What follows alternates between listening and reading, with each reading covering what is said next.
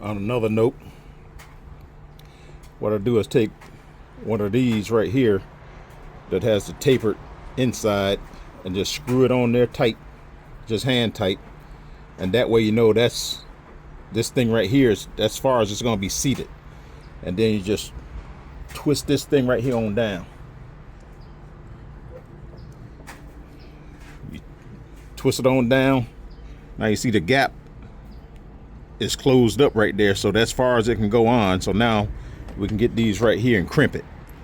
So this one is ready to go.